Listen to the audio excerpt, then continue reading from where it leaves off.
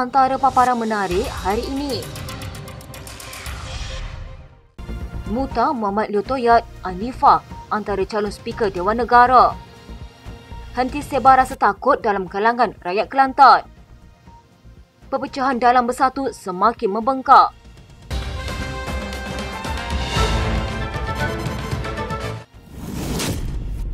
Nama Presiden Dewan Perniagaan dan Industri Orang Ulu, Datuk Mutang Tanggal antara calon yang disebut-sebut bakal dilantik Speaker Dewan Negara bagi menggantikan Tun Dr. Wan Junaidi Tuanku Jaafar yang meletakkan jawatan bagi dilantik yang di-Pertuan Negeri Sarawak bulan lalu.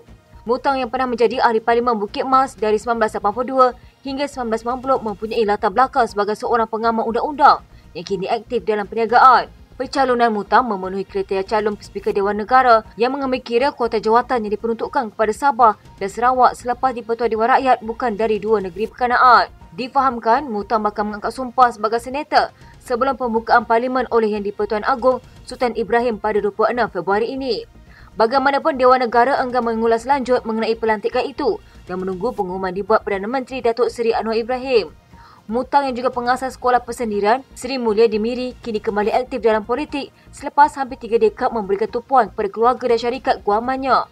Yang di-Pertua Dewan Negara dilantik berdasarkan kepada fasa -1 perkara 56 Perlembagaan Persekutuan dan beliau dilantik daripada kalangan ahli Dewan Negara itu sendiri. Berdasarkan Peraturan Syarat 2/1 Parlimen, aturan memilih yang di-Pertua perlu seperti disebut iaitu tiap-tiap ahli yang hendak mencadangkan nama ahli yang hendak dipilih menjadi yang di-Pertua mestilah memastikan terlebih dahulu iaitu ahli itu suka berkhidmat jika dipilih dan hendaklah memberitahu setiausaha akan cadangannya sekurang-kurangnya 2 hari sebelum diadakan mesyuarat. Mengikut takwim Parlimen, Dewan Negara akan dibuka secara rasmi secara serentak dengan Dewan Rakyat pada 26 Februari ini. Manakala hari pertama mesyuarat Dewan Negara adalah pada 18 Mac depan yang akan bersidang sehingga 4 April. Selain Mutang, turut tersenarai dalam calon Speaker Dewan Negara adalah bekas Menteri Pelancongan Tan Sri Dr. Muhammad Leo Toyat Abdullah. Untuk rekod, Dr. Muhammad Leo mula menyertai pilihan raya pada 1982 dan pada 1987 beliau dilantik Timbalan Menteri Luar oleh Perdana Menteri ketika itu Tun Dr. Mahathir Mohamad. Selepas pilihan raya 2004, beliau dinaikkan ke jawatan Menteri Penuh dalam Kabinet Tun Abdullah Badawi sebagai Menteri Pelancongan namun digugurkan dalam Kabinet pada 2006 bagi memberi laluan kepada Bendahari UMNO ketika itu, Datuk Seri Dr. Tengku Arinan Tengku Mansur. Dr. Muhammad Leo pernah menyatakan mahu bersara daripada politik menjelang pilihan raya 2008 namun beliau bertanding semula dan memenangi kerusinya pada 2013. Selain Dr. Muhammad Leo, nama seorang lagi tokoh disebut bagi mengisi kekosongan jawatan itu ketika mengambil kira calon dari Sabah Sarawak adalah bekas Menteri Luar Tan Sri Anifah Ahmad. Selain mengisi kuota Sabah Sarawak, Anifah yang juga Presiden Parti Cinta Sabah adalah ahli Dewan Negara yang dilantik sejak Mac tahun lalu. Beliau mengangkat sumpah sebagai senator selepas dilantik Yang di-Pertuan Agong bagi mewakili Labuan. Menurut sumber, tidak menolak kemungkinan Timbalan Speaker Dewan Negara Datuk Nur Jazzalah Muhammad juga tersenarai sebagai calon bagi mengisi jawatan itu walaupun beliau bukan calon dari Sabah dan Sarawak. Bekas Timbalan Menteri Dalam Negeri itu mendapat lantikan Yang di-Pertuan Agong pada Jun 2023. Parti Ikatan Demokratik Malaysia Muda berharap Tan Sri Muhyiddin Yassin dan individu lain berhenti menyebarkan rasa takut dalam kalangan rakyat Kelantan dengan mendakwa beberapa perbuatan yang bertentangan hukum Islam tidak lagi menjadi kesalahan di negeri itu. Jawatankuasa Eksekutif Muda Kelantan berkata ini kerana memperkukuhkan kepercayaan masyarakat terhadap institusi kehakiman dan menghormati proses undang-undang adalah tugas semua pihak yang bertanggungjawab.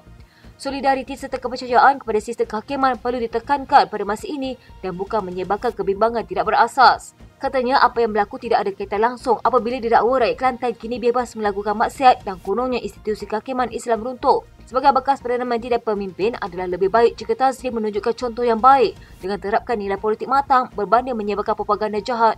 Kenyataan beliau baru-baru ini seolah-olah tidak memahami undang-undang dan Perlembagaan Persekutuan.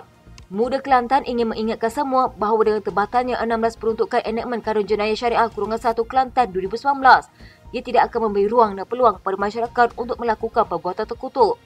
Menurut kenyataan itu, hukuman berdasarkan kanun kesisaan yang termaktub mengikut Mahkamah Persekutuan adalah lebih berat dan lebih besar impaknya. Katanya, contohnya kesalahan liwat denda penjara maksimal 20 tahun serta sebatan, manakala enakmen Kelantan pula tidak lebih 3 tahun.